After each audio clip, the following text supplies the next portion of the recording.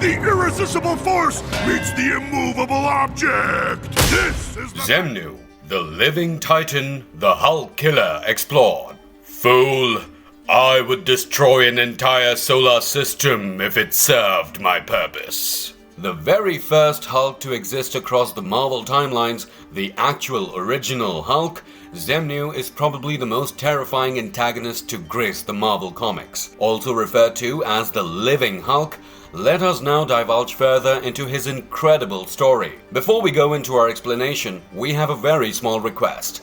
If you like our content, please support us by subscribing to our channel. This is a small click for you, but for us, it means a lot. Thank you. Let's begin. Huh, I was told there'd be some Hulks. Guess they run smaller in these parts. Xemnu, the Living Titan Origin. Xemnu's first appearance can be traced back to the 62nd volume of Journey into Mystery from November 1960. Written by Stan Lee and Jack Kirby, our story starts in a lonesome radar station situated along the eastern coast of the United States. An unidentified flying object has been located, and the officials have sent out fighter planes to secure the perimeter. But the jets are unable to find anything out of the blue and have to give up on their search. Meanwhile, we are introduced to Joe Harper, a small-town electrician. Joe gets a call late at night and has to leave for his friend Fred's house to repair something. His wife doesn't believe him, but Joe knows it is futile to argue and runs out of the house. On the way there, he notices something while passing by the old black tree swamp. On getting closer, he sees a smoldering crashed spaceship and next to it, lying in the water, some kind of a metal creature. By its looks, Joe thinks that it is like a Hulk. It is still alive and breathing, but needs repair and will seemingly perish if not helped. Harper decides that he will haul the creature to his workshop, where he will do what he can to help it. In Harper's mind, he has just witnessed the very first alien interaction in the history of humankind. At his shop, he sets up the beast for electrical analysis and tries to revive him throughout the night. Just before dawn, the Hulk finally responds. I hear you. The monster answered Harper's calls. I need more voltage, more power. Harper abides by the monster's instructions and ends up asking it about itself, unable to contain his curiosity. The cunning monster is careful with the knowledge he imparts. He tells Harper that his name is Xemnu and he comes from the far reaches of the universe. He was stranded on a planet with countless different life forms and had no means of escaping. But one day, while the guards were occupied with the other creatures, Xemnu had his chance and he took it. He stole a spaceship and rode on until it ran out of fuel, ensuing his crash on Earth. But Joe was quick to realize that Xemnu's story did not quite add up. You said you were stranded on that planet? And you mentioned guards? What kind of planet was that? What were you doing there? Realizing his mistake, Xemnu drops his peaceful facade and reveals his true nature. The planet he was stranded on was actually an exiled world to keep criminals like Xemnu from menacing the universe. Joe comprehends his dire idiocy and tries to stop the voltage before Xemnu is fully charged, but he is far too late for that. Xemnu then charged towards Joe, saying that he wasn't going to hurt him. Instead, he would use one of his many powers, hypnosis. And right then, out of his brown fur-clad body started emanating bright green rays which filled up the entire room. Joe could sense losing control of his mind. He could sense being taken over, and soon enough, he was left in a trance.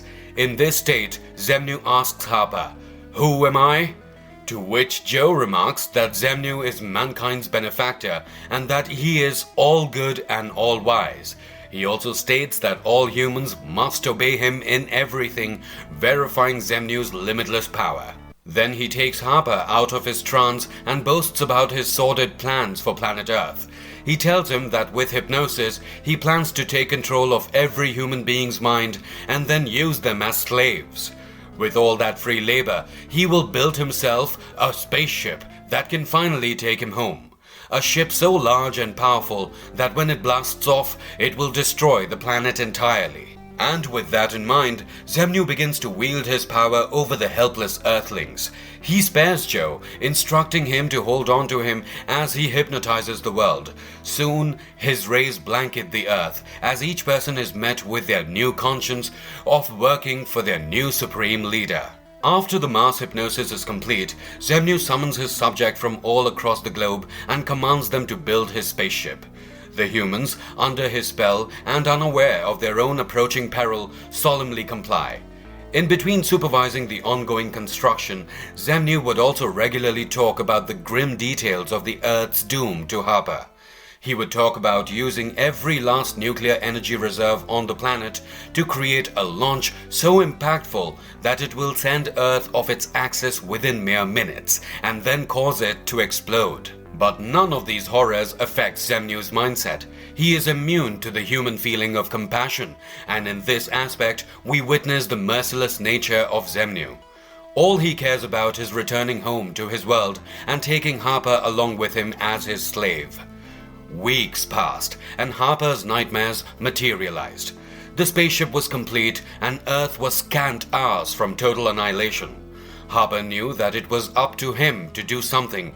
Everybody else was under the trance, and he was all alone in this fight. And in this unforgiving moment, an idea struck Harper. He carefully ran away from Xemnu that night and visited the launch site. Once aboard, he looked around for a few minutes before finding what he had come looking for. In his hands, he held 2 wires and exclaimed that with these 2 simple wires, he may be able to save humanity, and thus he altered the spacecraft's engines without anybody noticing. The next morning, as Xemnu boards his ship, Harper denies Xemnu's offer and stays back on Earth. But right as he goes on to pull the starter switch, a mighty blast of voltage strikes him. "A short circuit," he exclaims in disbelief. Xemnu would stay glued to the starter panel, according to Harper, and forever remain in a constant state of shock. While this happened, Harper slyly made his way to the launch panel, where he changed the ship's launching pattern. He gave it a fraction of the power Xemnu had planned on, such that it would not harm Earth at all, and instead of reaching his homeland, Xemnu's spacecraft would be stuck orbiting the sun. After Xemnu's body had left the Earth's atmosphere, the mass hypnosis had worn off. They struggled to remember what had happened, but Harper thought it best not to reveal what he knew. No one would believe him, not even his wife. And that night, as the humans discovered a mysterious new satellite orbiting the sun, Joe Harper sat in his house, content, having single-handedly both endangered and rescued humankind. Xemnu turned She-Hulk into a She-Xemnu. Xemnu appears again as an antagonist in the sensational She-Hulk series from 1985 in issues 6 and 7, where we witness the infamous She-Hulk undertake her very first cosmic adventure in her own title. Jennifer Walters, who is also first cousin to Bruce Banner's Hulk, was down in Cape Canaveral, Florida as a guest to NASA. A brand new space shuttle, Starblazer, was being prepared to launch. Starblazer was equipped with the world's very first faster-than-light feature in its high drive mode, and all in all, it was a pretty big deal. The She-Hulk had just arrived at the launch pad and was conversing with her old friend Reed of the Fantastic Four when things first started to go wrong. A Rouge 18-wheeler truck had broken into the launching facility, and Reed, who was overlooking the project, was at a loss of ideas. The truck was both big and fast, and Reed knew it was up to them to prevent whatever catastrophe these goons had devised. She-Hulk tried to stop the truck with her unbridled raw strength, but failed to do so as it almost ran over her. The truck then started going around in circles around the Starblazer, ensuring that everyone would fall back from the launch tower. And at this moment, it struck Jennifer that the truckers must want to sabotage the launch. But why? On prying open the top of the truck, she was flabbergasted to find nobody there. But soon, everything made sense. The shuttle had started to launch, it was a hijacking, and the truck was a mere distraction. Jennifer and Reed devised a last-minute plan that would allow them to not lose tail of the Starblazer. Reed expanded his body to resemble an inflated balloon as the She-Hulk launched herself at him, and then with full throttle plummeted upwards towards the Starblazer. She somehow managed to grab hold of one of the boosters. She knew she had to act fast. Soon the aircraft was out of the atmosphere, and Jennifer had gravely limited time to find a way into the ship before her superhuman body ran out of air. She climbed upwards until she found a door, but before she could pry it open, she lost her consciousness entirely. When she woke up, she found herself inside the spacecraft, and looming over her was a hefty figure with the head of a boar. It was none other than the trucker superhero Razorback. Along with him was a lady named Taryn O'Connell. Razorback and Taryn had hijacked the Starblazer to look for Ulysses Solomon Archer, an old friend of Taryn's. Archer had relocated to the depths of outer space as an intergalactic trucker and had taken his family along with him. Taryn was asked to go with them too, but she was far too scared to take a leap that large. But now that months had passed, Taryn was determined to find Ulysses, and the only person who would help her was Razorback. Jennifer took her time listening to their story. It was pretty crazy after all. An intergalactic trucker with an arch-nemesis brother who now lives in space with his family and their diner that they hauled all the way from Earth? And somehow, in the midst of it all, an alien named AI? But surely enough, Jennifer soon sympathized with Taryn's motives and decided to help them in their search. Razorback had been intercepting the beacon signals coming out from the diner, which was called the Star Stop, and now it seemed that they had arrived. They docked their ship in the smallish town-like place filled with aliens of almost every variety, and in the middle of it, the Star Stop. They first ran into Papa Wheelie, Ulysses and Taryn's old buddy, who welcomed them inside. And this is precisely when Taryn's heart fell to the floor. Back on Earth, Taryn and Mary McGrill, a waiter at the diner, were rivals of Archer's affections, and after finding them in space, Taryn finds out that Ulysses and Mary are married and expecting a child. She is beyond devastated by the thought of what she's done, hijacking a NASA vehicle and breaking countless other laws, all for nothing. But surprisingly enough, Ulysses was nowhere to be found. He had gone on a run, shipping condensed lithium blocks to the Viglanians. He was supposed to be back 2 days prior, but the diner had heard nothing from him. While everyone talked about Ulysses, almost spontaneously a sharp noise tore through the air. It was Ulysses's homecoming signal. But there was one problem. His truck was heading towards the diner at full speed. The truck blasted through the main dome that kept the air in, and everyone made a run for it. The damage was dire, but luckily no one was injured. Once they found the truck and started examining it, the door creaked open, revealing a white fur-clad gargantuan beast. The beast did not have a mouth, and yet he could talk. "I am Xemnu, the Titan," he declared. "I am your master." He picked up Ulysses and Retread as if they were insects and flung them towards others. One could tell that his power was insurmountable, almost incomparable with any other. And soon he reveals to us his cruel intentions. He had come for Ulysses and Mary's unborn child. Xemnu had earned himself a bad reputation because of his schemes of kidnapping children to eventually help repopulate his homeworld. But these schemes had been unsuccessful. We learn from Xemnu that human children, even infants, become far too bonded with humanity, such that their psyches show no signs of change under Xemnu's extensive shaping. And so, Xemnu had devised a plan of manipulating human fetuses, a stage when the child will be at its most impressionable. She-Hulk was the first to object. She had just started advancing towards Xemnu when, with just a snap of his fingers, Xemnu had made them all fall to the ground unconscious. In her trance state, Jennifer dreamt of strange happenings. She saw herself surrounded by tropical flora. The ambience was heavily romantic, and she saw approaching her a gorgeous man on a white stallion. The man swept her off her feet, and Jennifer was ripe with amusement, and this is precisely when she awoke. She found herself and others tied up and hung upside down, while Xemnu was settling Mary onto a suspicious-looking machine. A psycho relay helmet was attached to her head, which would soon reshape the genetic structure of the fetus. Brimming with anger, the She-Hulk broke loose of the ropes and attacked Xemnu on the back of his head, flinging him aside. She managed to get some punches, but then her world turned upside down. Her body froze and her skin rapidly grew fur. She was transforming into a She-Xemnu. Razorback had managed to destroy Xemnu's machine, but he had come equipped with a contingency plan. He had subjected Jennifer to a transmogrification process which would transform her into a Titan-like creature, and with her help, Xemnu would repopulate his world. She would be the bride of Xemnu. But fortunately, Xemnu's plan never saw the light of day. Immediately, a huge convoy of spaceships lined up, and Xemnu's voice was no longer heard. When Jennifer gained consciousness again, Razorback explained to her what had happened. Xemnu had tried to flee with She-Hulk on Archer's Star Rig. This allowed AI the alien to intercept their vehicle and along with his convoy take Xemnu prisoner. But although all was right again, She-Hulk had begun to see Xemnu for what he truly was.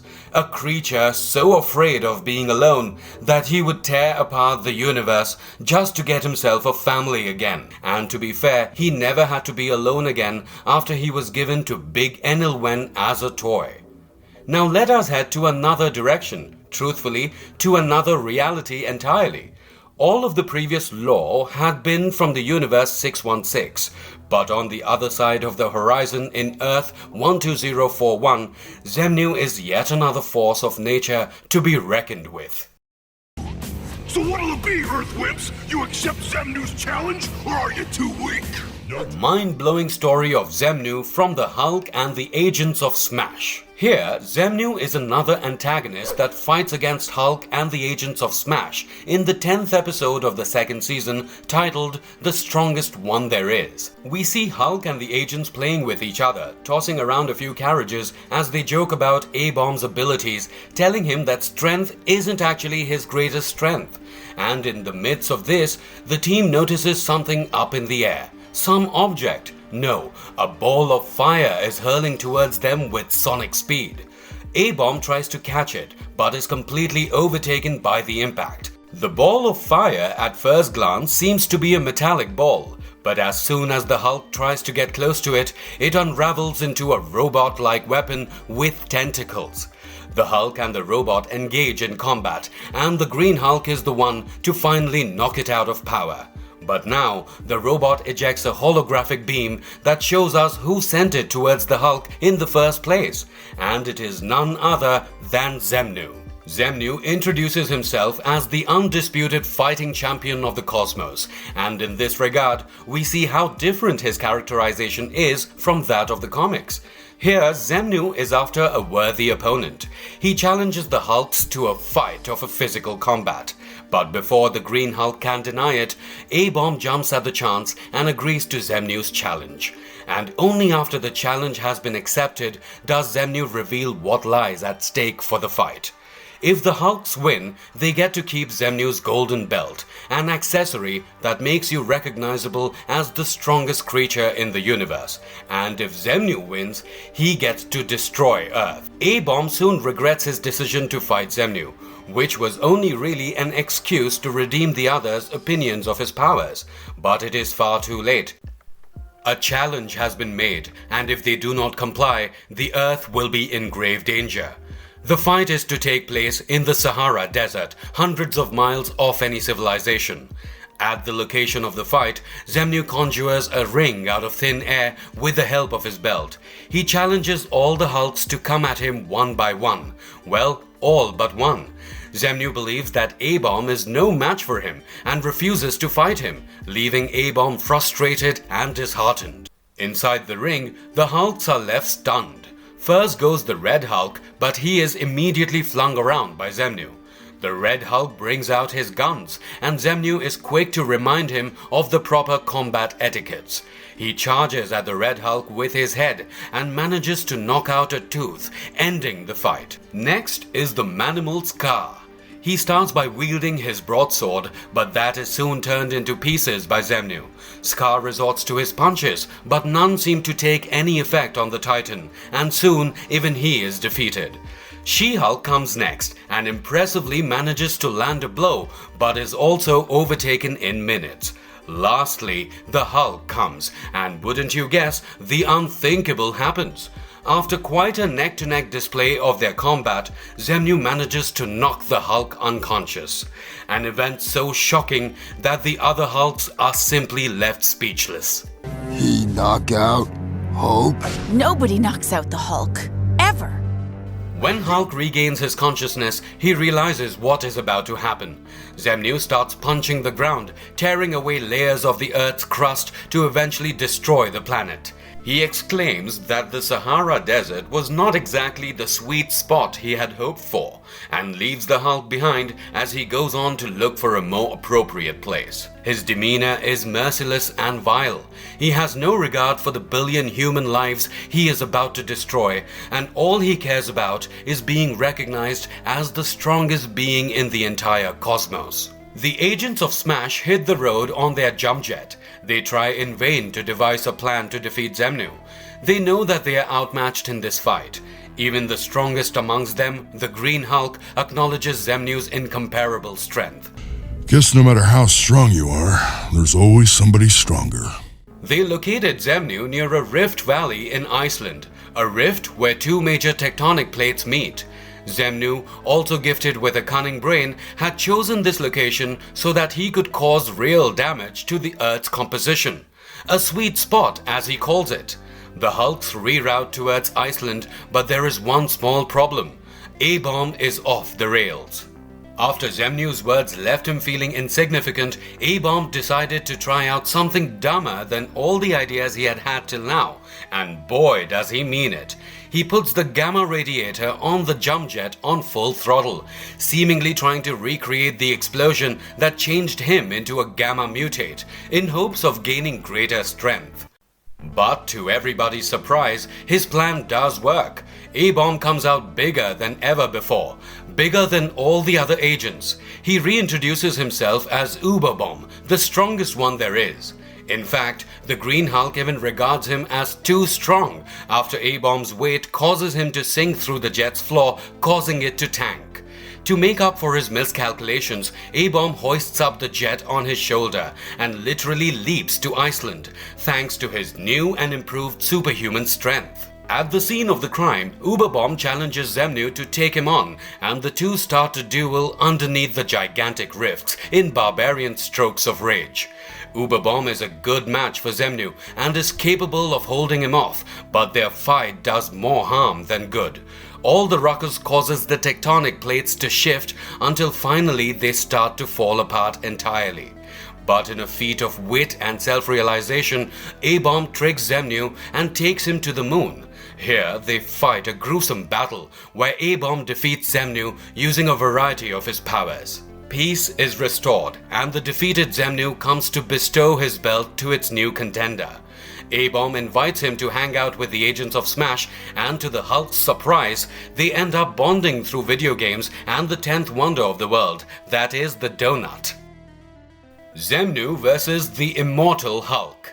In a parasite-infested phoenix, the Hulk is at the center of it, but in the middle of the battle, the insect-like creatures that were terrorizing the city start floating up in the air, and from beyond their carcasses emerges the great Xemnu. His first words, "Hello boys and girls, I've come to save you." Xemnu delivers a heartwarming speech to the terror-stricken Earthlings and tries to appeal to them, but Banner's Hulk won't stand for it. Xemnu calls out to them as he and the Hulk fight for control. His words are strange and hypnotic and convince Carl Creel to help him out. The human beings start to feel negatively about the Hulk and begin to regard Xemnu as the superhero that saved Phoenix from turning into ashes. But the Hulk knows the true nature of the Titan and tries in vain to convince everybody of it. In his monstrous state, while arguing with Dr. McGowan, Banner keeps saying the word Hulk, and when he is a bit more himself again, he understands what his psyche really keeps getting at. He starts to remember Xemnu, starts to remember exactly who he is, and calls him the Incredible Hulk. The blind fanaticism for Xemnu burns through the crowds. They all love him. Many mostly remember him from a particular TV show from their childhoods called Magic Planet. We see that Xemnu has ties with the evil businessman Dario Agga, otherwise known as Minotaur, the CEO of the infamous company Roxxon Energy. They converse about the dim future of the planet, and we start to suspect Xemnu's credibility. Xemnu talks of his plans to convert human beings into members of his own race, and Dario is there to help him. They form an alliance, but their meeting takes a sinister turn. When Xemnu states that he is hungry, Minotaur offers up his living assistant as a meal, showing no signs of remorse. On the other side of town, the civilians start to view Banner as a terrorist. Some argue that Xemnu never seemed to be the type to kill, and Banner, the evil atomic scientist, must have been the one behind everything going wrong. Banner's character starts to lose it. His monstrous persona brims beneath the surface of his psyche as he is frustrated by the humans. He thinks them to be puny and stupid for entertaining Xemnu. Charlene McGowan, now in charge of the US Hulk operations, starts to doubt her own mind. She realizes that the Xemnu she has been defending has been nothing but a lie. The TV show never existed. It was a case of a mass-induced Mandela effect, where every human believed in something that never took place in reality. The comic, at this juncture, delivers a strong piece of narrative storytelling. It explores the darkness that comes out hand in hand with self-awareness. In Dr. McGowan, we see the dredges of the vulnerable human mind. She realizes that Xemnu has been rewriting everybody's mind, including Banner's. McGowan, along with Rick Jones and Leonard Samson, witnesses the horrors of Banner's psyche. We can see Xemnu's influence take over as Banner struggles internally with his morals. Banner believes that he is the man that ends the world. When the others tell him that his memories and thoughts may not be real and that he may be infected, he loses his grasp on his mind. Inside, his many personas fight against themselves to take over Banner's body. He thinks of his childhood. The idea of Xemnu, the all-encompassing superhero, is what Banner wanted out of childhood. But the raging monster is the childhood he got. The sharp fangs of reality dig into his brain until his monstrous side, the strongest one there is, takes over. A gigantic green monster rips out of Banner's skin literally, his scientist body left behind as a corpse. The group decide to track down Xemnu, the White Thing, who they now know is working together with Roxxon, and put an end to his manipulations. Out in the city, they are met with more parasitic creatures. They know that these creatures were unleashed by Minotaur and Xemnu and advance towards them. While hell rages in the city, a slight disagreement occurs between Minotaur and Xemnu consumes Agga, converting him into another one of his parasitic creatures. When Hulk and Rick Jones finally find Xemnu, they are first greeted by the horrifying figure of Minotaur, now an undead beast. Banner and Xemnu have a little conversation, and Xemnu tries once more to grab hold of Banner's psyche. But the odds are not in his favor this time. Banner's monstrous side, his true self, the strongest one there is, comes out to the surface and holds control of Banner's body. Xemnu tries to infiltrate Bruce's emotions. He promises him a serene life away from his demons. He tells Banner that although he cannot take control of Banner's monster, he can take control of the rest of his mind and ease his painful memories. But it is far too late. Banner's monster manifests in a stronger than ever form, and he demolishes Xemnu, tearing him apart. The atmosphere is peaceful again, for however short that is, as we now see Rick Jones reveal his true colors. But that is another story entirely. Here he is, champion of 100 galaxies, Xemnu the Titan! What makes Xemnu super deadly? Across all variants of Xemnu in comics and TV, one thing can be said for sure. His character is always a deadly and unforgiving force of nature. But what are the true extent of his powers, and how much do we actually know about him? We know that he is capable of projecting hypnotic rays that can hypnotize over vast distances, such as the entirety of the Earth. These rays can penetrate through most materials, but this power of his does depend on the amount of absorbed energy he can retain at a time. With these rays, Xemnu usually convinces humans to think of him as their benevolent master who always wants their good. But there exists a way around this power. If someone can maintain contact with Xemnu's body during the hypnosis process, they can gain immunity from his mental manipulation. Xemnu can also restructure himself after consuming host bodies, and these corpses go on to become an extension of his own body, similar in appearance and zombie-like. This is the power he uses in the Immortal Hulk to create an army of undead creatures that terrorize the city of Phoenix. He is also able to command inanimate objects to move as his will allows. Xemnu is also a goldmine of intellect. By Earth's standards, he would be considered a genius in various fields such as cybernetics, robotics, and aerospace engineering. Xemnu's character is one for the books, an alien that is always on the search for his family, a creature so fueled by the desire to not be lonely that he would tear a hole through the universe to achieve his goal. In the past, he has only been a part of Lee and Kirby's graphic literature and animated TV shows. But what does the future bring for Xemnu? His lore is so rich that he could easily be developed into an attention-grabbing live-action villain. But will we ever get to see that? Only time will tell. And if you liked our content, don't forget to leave a like and subscribe to us if you haven't already. Have a good one and be safe. Thanks, everyone. Planet, break!